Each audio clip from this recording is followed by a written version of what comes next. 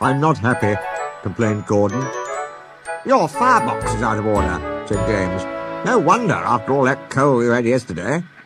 Hard work brings good appetite, snapped Gordon. You wouldn't understand. I know, put in Duck brightly. It's boiler ache.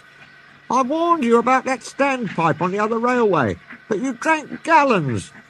It's not boiler ache, protested Gordon. Of course it is, said Henry. That water's bad. It furs up your tubes. Your boiler must be full of sludge. Have a good wash out. Then you'll feel a different engine. Don't be vulgar, said Gordon huffily. Gordon backed down on his train, hissing mournfully. Cheer up, Gordon, said the Fat Controller. I can't, sir. The others say I've got boiler ache, but I haven't, sir. I keep thinking about the dreadful state of the world, sir. Is it true, sir, what the diesels say? What do they say? They boast that they've abolished steam, sir. Yes, Gordon, it is true. What, sir? All my Doncaster brothers drawn the same time as me?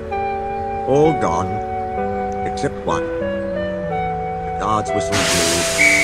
Gordon puffed sadly away.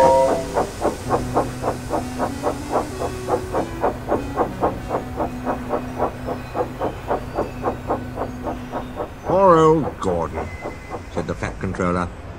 If only we could. Yes, I'll ask his owner at once. He hurried away. Arrangements took time, but one evening Gordon's driver ran back excited. Wake up, Gordon! The Fat Controller's given you a surprise. Look!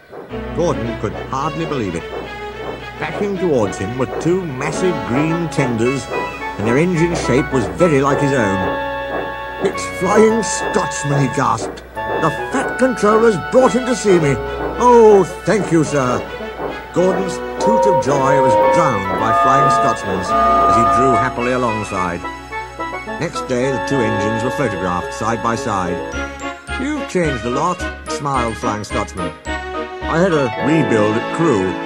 They didn't do a proper Doncaster job, of course, but it serves. I had a rebuild, too, and looked hideous.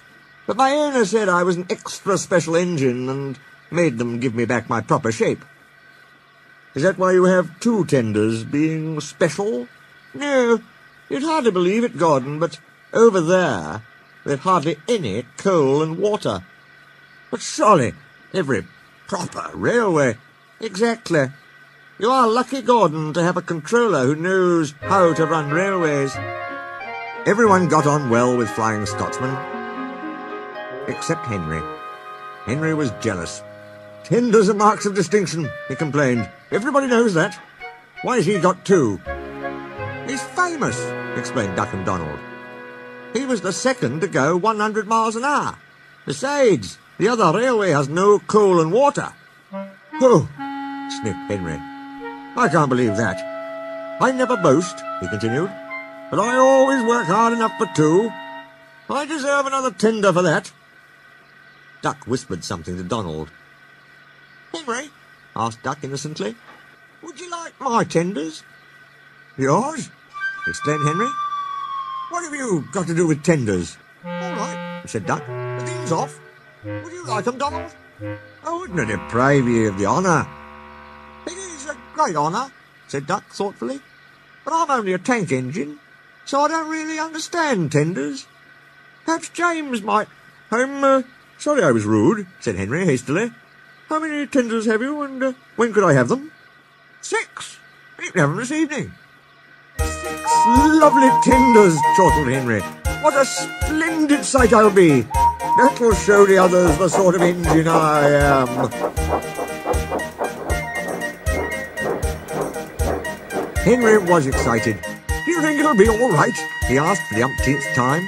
Of course, said Duck. Just go where I told you, and they'll be ready.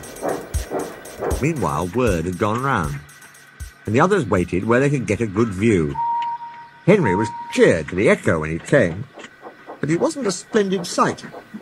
He had 6 tenders, true, but they were very old and very dirty. All were filled with boiler sludge. "Had a good wash out, Henry?" called a voice. "That's right. You feel a different engine now." Henry wasn't sure, but he thought the voice was Gordon's.